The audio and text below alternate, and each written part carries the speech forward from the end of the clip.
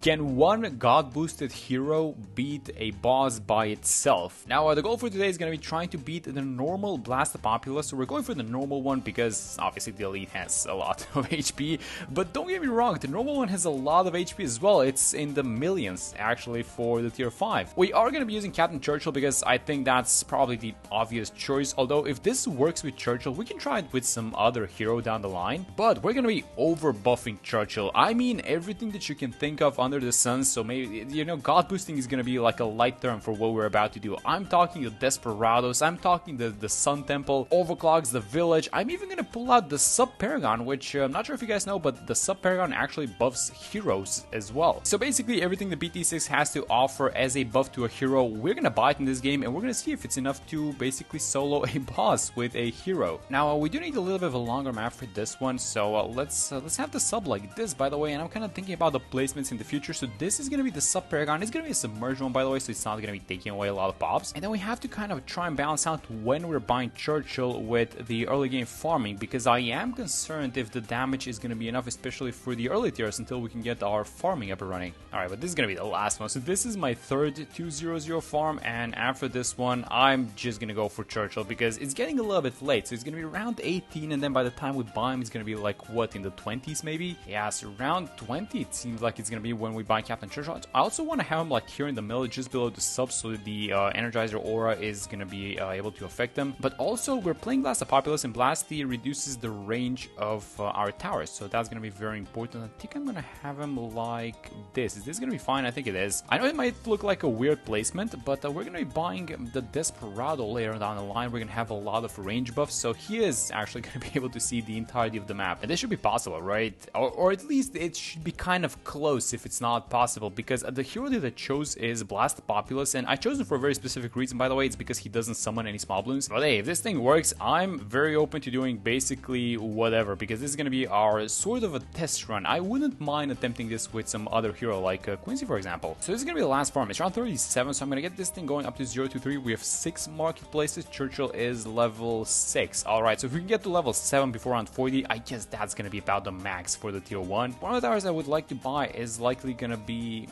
what are we getting? I think we can go for a discount village and keep it on the screen, so we should be buying 2 villages actually. The first one is going to be a 202, then the second one is going to be a mid-path village for the ability, but we cannot buy that right now, and actually I wouldn't even want to buy it. So tier 1 is incoming, 17.5k HP, level 7 with Captain Churchill. What else are we missing, guys? We could probably do an alchemist. Let's actually have an alchemist like this in the range of the discount village. And how much money do we want to spend?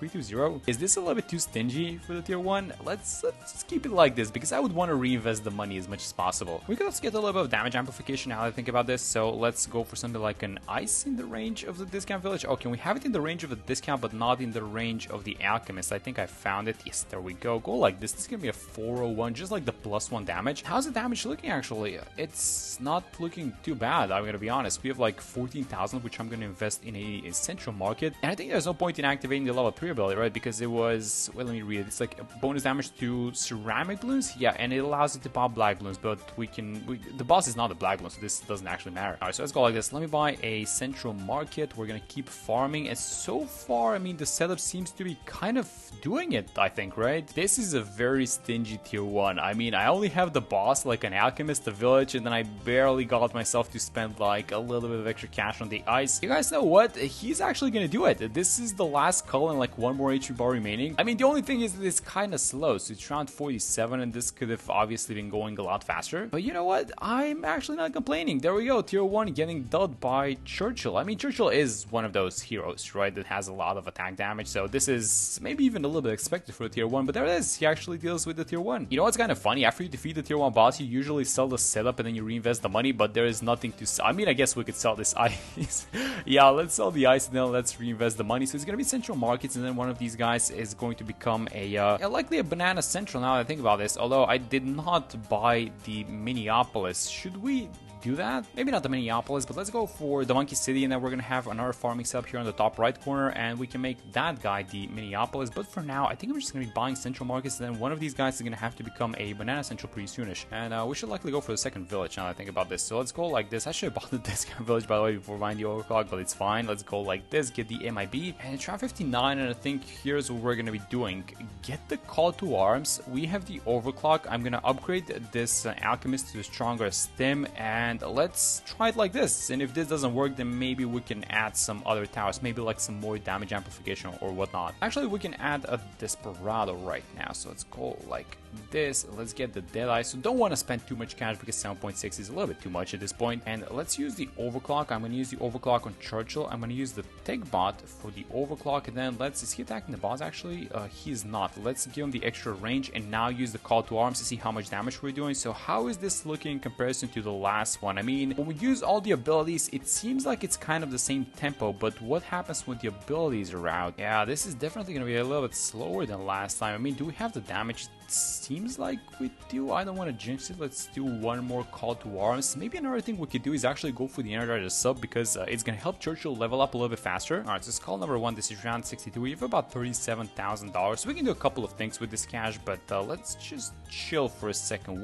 Oh, we can actually buy level 10. You guys know what? I'm actually going to buy it. Yeah, let's buy this level so we get the level 10 ability. Let's see how much damage each rocket is going to do. Maybe this is going to be useful. Get the extra range. The overclock is up, and we're going to have the call to arms up and running as well. So you guys know what? Let's actually use the abilities. Let's go like this. I'm even going to use the level 3, which it doesn't do too much, but I'm going to use it. And then let's dump the level 10 ability, see how much damage it does. Yeah, you can definitely see each rocket take a little bit of HP from the boss. So this is not even that bad, I don't think. Oh yeah, that was great. We need to use this ability a lot more. So I think this is the green light to do this. Get the Energizer. I think we want to get it a little bit earlier so we get the levels up on Churchill a little bit earlier, and then we can dish out a lot more abilities. So this is going to be nice for the call to arms as well. So 2 skulls down, or I should say 2 HP bars down at this point. About 60% of the way left to go. Let's use all these abilities. I'm just dumping everything. I know the level 3 doesn't do anything. We're going to have another level 10. Let's use it, see how much damage it's going to do. So the HP bar is about here, and then when the ability ends, I mean, we're doing a lot of damage with Churchill as well, but that was a very decent ability. That's like almost half an HP bar. Okay, you guys know what? We're a little bit behind on farming, so I'm going to use the level 10 ability. There are a couple of mob class balloons on the field, by the way, so the missiles get scattered between all of them. So if we're using it, we should be careful that there are no other mob class balloons on the field. Let's give it the Desperado ability so you can see the boss, and then use the call to arms. And then here on the side, I'm actually going to make, let's go like this. We can do like 2 discount villages. It's fine.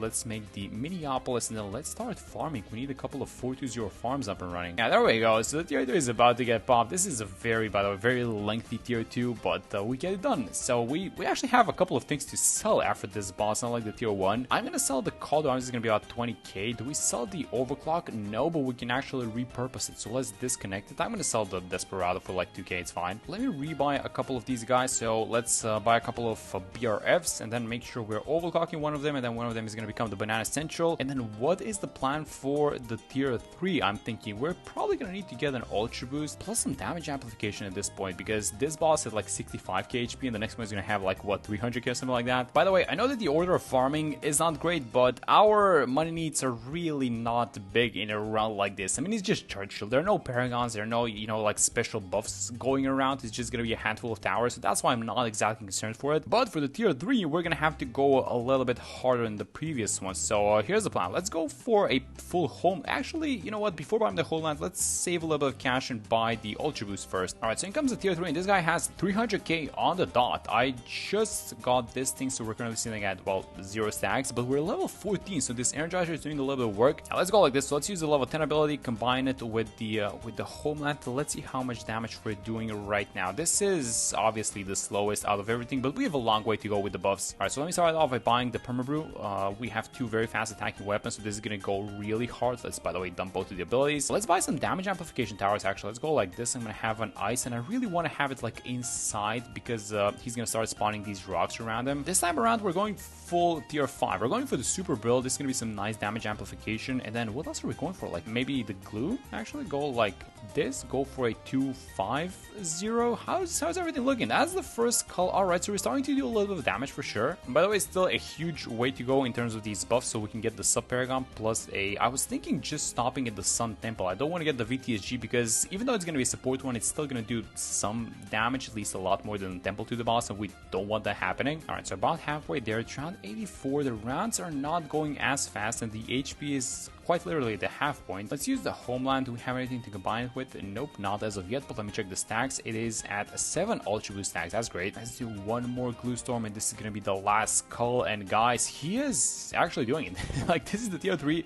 The buffs are starting to get online. You know, these permanent buffs like the Perma Brew and the Ultra Boost, and maybe even the Energizer Sub, which is going to be nice not only for leveling but for the cooldowns. Yeah, definitely, we're getting some things online now for sure. Let's go like this. Start dumping these abilities. As soon as the Homeland ends, I'm watching the animation, so I'm going to use the Call to Arms in combination with the Glue Storm, and this is probably going to be the last round of abilities. There we go. Yep, I'm telling you guys, this guy might actually do it. So there we go. We get the tier 3 done. Keep in mind, we have a couple more damage amplification towers to go, so we can get the Cripple Moab Sniper, and then really, if we wanted to, we can dump like an Embrittlement Ice, which does stack with the Super Brill. And honestly, let me just dump a couple more farms while we're waiting for the tier 4 boss. This is going to be just like a couple of 4-2-0s on the side, just as we normally do. It's definitely possible. I can feel it. I can feel that this thing can actually happen. Let's start getting ready for the Sub Paragon. I'm gonna buy the other tier 5s here down below. Let's go like this. So for the tier 4, I guess the novelty that we're gonna have is gonna be the Sub Paragon. I'm just gonna buy this thing right now. We're gonna make sure that it's submerged so it doesn't exactly do a lot of damage. Plus, it only gives the aura if it's submerged. There we go. So we get both of the buffs. And I think we can improve on the setup a little bit. So maybe move the Super Brill. Let me sell it actually because the money's doing fine. I'm gonna sell it and I'm gonna have it like here towards the middle a little bit more. We can also do something like this, I guess, give it a little extra range and attack speed. Yeah, there we go. And even though it doesn't look like much, I think this Sub Paragon is going to be a huge damage boost. Hey, 2 million pops, look at this thing. Round 99, we get the 2 mega pops with Churchill. Alright, now let's see if this guy can beat the tier 4. This one, things are getting beefy, guys, for sure. 650k HP. Yup, this is starting to get tricky. Alright, so let's start dumping these abilities. Let's go for the Homeland, the level 10 ability, and just basically dump everything except the Call to Arms, which we're gonna... Oh my god, this is the fastest that we've had it so far, right? Wait a minute, what is even happening? Is this sub buff that good? There goes like the first call, the boss just appeared. What? Okay, this sub buff is nuts. It gives it 6 times damage, but it reduces the attack speed, but it doesn't seem to matter because damage seems to be the thing that this guy likes. And especially because I think it would work on both weapons, right? And the machine gun is attacking like really fast, so this is just like so much damage. Look at what's happening. This is like tier 4, which is the hardest one that we had so far, and it's going the fastest. Yeah, let's go like this. Let me use the Desperado ability, go for the Call to Arms. We don't even have the sniper yet, so let's actually buy this. Do we even need the sniper? I don't think we need it, guys. Let's just buy it for the tier 5, I guess. Yeah, this is absolutely insane. Look at how much damage he's doing to this boss. This is the tier 4, so we are melting the tier 4 for sure, and we're gonna get the... I guess we're gonna get the beat on the tier 4. I guess the tier 5 is gonna be the main problem, right? Because that thing is gonna have, I think, over 3 million HP. So yeah, like 5x from what we have right now. Yeah, that's gonna be no joke. Let's use the ability. That's a very fast pop. Definitely the fastest one that we had so far. So this Sub Paragon is actually doing a lot of work, it seems like. And you know what's also good? Just let me show you guys the pops on this thing. It's like 70k. This is nothing. Like, this is proof that these other towers are not exactly taking pops, and it's Churchill that's doing the majority of the work. Look at this thing, 3.7 million pops, and if you guys remember, we started with like 2 mega pops at like round 99. So he is the one that's doing like 90+%, if not more, of the total damage. Alright, so a couple more towers to buy. The setup is, believe it or not, still not even close to complete. So one of the things that we have to buy for a huge damage boost is going to be the Sun Temple, but because Blast the Populace reduces the range of towers, so I want to have it a little bit closer. Now, if I have it like this, it's gonna absorb basically a bunch of towers. So here's what we're gonna do. We don't want this temple absorbing anything except support towers. So I'm actually gonna sell the Perma Brew. I'm gonna sell the Desperado. I'm gonna upgrade this guy to a primary expertise, which I think is gonna get absorbed. And if I'm correct, the glue is gonna remain. So let's actually try and go like this. Yeah, there we go. That's very good. Buy the range upgrades, and now I'm gonna rebuy basically all these towers that we absorbed. Okay, so let's have the final harmonic like this. This thing gives, well, it says it expires nearby heroes with improved range and cooldowns, and magic monkeys get extra pierce. And I think the number is 10% if I remember correctly. Like, it's gonna be 10% cooldowns, but that's fine because it's gonna stack with the Energizer. I mean, now that I think of this, we could probably get a Lord of the Abyss, which is gonna give us a little bit of extra pierce. And you guys know what? Just for completionist's sake, we are gonna buy it. But let's have it in the war so it has a little bit more range. So go like this. Let me just check. Yeah, there we go. We get the Lord of the Abyss buff as well. And we're going to round 120 with about, well, closer to like 9 million pops on Churchill. Let me just check the other towers. This thing is, yeah, look at this. He's barely doing any pops. And this is exactly what you want to see. Let me just check the sub as well. The sub has gotten like 10k pops since the last time we checked. So yeah, it's only going to be Churchill doing the damage. But the boss, oh, the boss is sitting at 3 million HP. Okay, let me just buy the other Desperados. Now I'm going to buy 2 of these guys actually for 100% uptime. And you know what? Let's actually have in the range of the primary mentoring. So we get the extra cooldown reduction. And let's go. Let's start dumping these abilities. So let's get the Desperado ability as well. What else are we missing? The level 10 one. Sure, I'm going to dump the level 3 ability as well. Oh, and definitely you can see that this one is going a little bit slower. Yeah. Is this the slowest out of anyone now that I look at this thing? Probably. I mean, maybe the what was it was the tier 3 that was, you know, the damage was like barely going, but then eventually as we bought the perma brew and everything, it kind of started going up. Yeah, I think it was a tier 3. So this is looking a little bit on par, if not even slower than the tier 3. The only difference is that we have nothing else to... Oh, that's not correct. We can add one more tower actually. We can add the cripple mod. Yep, I almost forgot about this thing. Let's go like this, keeping us strong. All right, keep everything going. So the homeland is about to expire. I'm gonna combine with the call to arms next, and the glue storm is ongoing. How is this looking, guys? I think it's looking great. Let's give it a little bit of extra range. I mean, he can still see it, but it's like, look at this thing. This is like global range. The damage is not even doing too bad, guys. I'm gonna be honest. He looks like he's gonna do it. The question is, I guess, when, and are we, like, we're not gonna lose to the rounds, right? I mean, these guys are going a little bit faster than the previous. He's round 123, but I actually think he has this one. All right, so let's check the pops and some other towers. This thing is at half a milli. Let's actually set it on last, so it's only attacking these balloons because the boss is gonna be the one that's first, essentially, so it's not targeting it. And Churchill's sitting at 12 million pops, and we started with 9, I believe. So this is pretty consistent with Churchill doing like the majority of the damage for sure, although he is attacking the other balloons as well. Let's go like this, give it the Desperado ability, but no, this is a rock blocking the placements. Let's go like this, and it's actually gonna do it, guys. 700k HP left. This is gonna be the last call. I'm just dumping all these abilities. The homeland has ended, so let's use the call to arms. I'm gonna use the Desperado ability because why not? But yeah, I think we are actually gonna do it with Captain Churchill. I mean, we should do a pop count check, by the way, at the end, just to see how many pops each of these towers got. There's a lot of peers, and by the way, this Sun Temple is actually getting buffed by a perma brew plus a village, so it's doing some damage for sure. Let's go like this. This is likely gonna be our last ability round, so dump the level 10 ability as soon as the homeland ends. So okay, we can do an Desperado ability, so let's use it. The homeland is gonna end in a second, so let's use the call to arms, combine it with the glue storm, and guys, this is gonna be it. He actually did it. Captain Churchill. Let me use the level 3 ability, which barely does anything, but yeah, he is actually gonna beat an entire normal boss almost by himself. Actually, the boss popped like, I want to say 60% into the track. So even if like all these towers were not attacking and helping out a little bit, I think he still has it, right? Like this was not even gonna be close. Let me just check the pops on everyone. About them, yeah, about 1 million pops in this thing, but keep in mind there were a lot of small balloons on this one. The sub sitting at 350k, I don't think that this is significant. And then Churchill at 14.2, and we started this boss at 9, so he got like 5.2 million pops just at the last tier of boss. But the boss itself has like 3 million HP, so I think it's safe to say that he was actually able to do it by himself, which begs the question, what's another hero that can actually solo a boss? So we're probably about to find out kind of soonish because this is really fun. But that's gonna be it for this one. Thank you guys so much for watching the video, and I'm gonna see you on the next one.